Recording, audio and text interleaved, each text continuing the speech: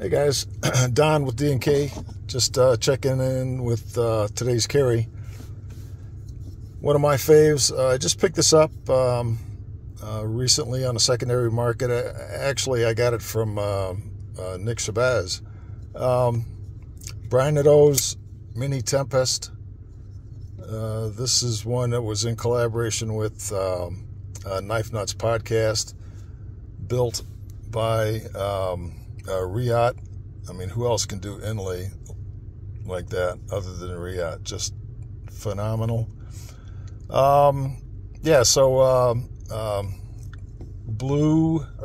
Purple marbled carbon fiber inlay on a titanium frame.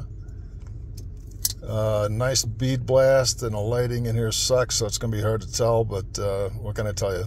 Take my word for it. There's no hardware on the front, other than the pivot. The pivot is satin finished. Same thing on the back. Minimal hardware showing satin finish.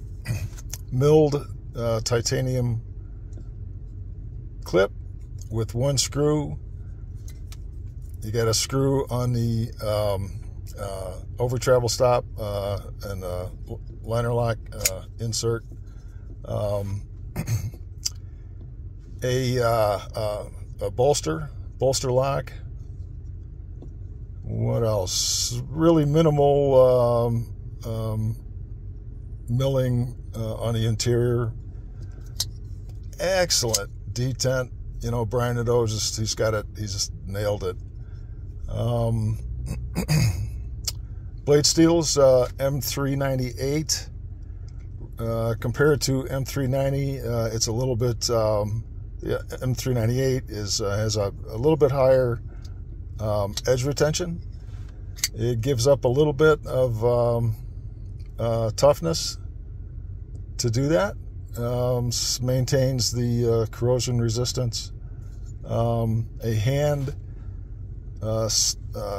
grind satin finish, horizontal lines. I don't know if you can actually see that here or not. And then sort of a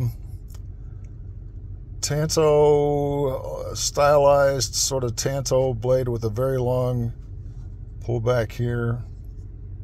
Makes for extremely pointy. Front flipper, which is one of my favorites. And this is, of all my front flippers that I have, if this isn't the easiest one, it's certainly in the top 2 or 3. I mean, this is just ridiculous. Love this thing. I'll probably keep this a long, long time. Clearly, it's not a, let's take it out on a job site or take it out in the backyard and beat the hell out of it. If you go to work and you're sitting at a desk, you might carry something like this. What can I tell you? It's just a beautiful, elegant, well-designed piece of pocket artwork. It just is. Another thing, when I first took it out of the box, I hadn't read about it. I bought it from Nick, and I'll take it, ship it to me. And when I got it, I just took a quick glimpse at it, and it's like, holy crap! It's integral frame. But then I look closer. Well, it's not, of course. But the point is, that's how close the tolerances are. Man, it's just almost impossible to see this. It's almost impossible to see where the two halves come together here. They just crushed it. So there you go. Mini Tempest, love it. Flashlight. Also, this guy is the Jet Beam. Hang on. I forget the number. E20R. Yeah. So these I have in stock. These I stock. The Brian Nadeau I don't. Like I say, I picked it up on the secondary market. 990 max lumen output at about 200 yards. Maximum throw. Weighs about 2.5 ounces. You got a low, medium, and a high setting, and then a a turbo mode, which is going to last on turbo and on strobe. Well, on a turbo you get about 30 minutes, and a strobe you get about an hour of the maximum output. Aluminum. What else? Rechargeable, of course. A lot of knurling here. Separate faces, so it doesn't, roll off your table, off the workbench or whatever. Got a flat base, so you can stand it up.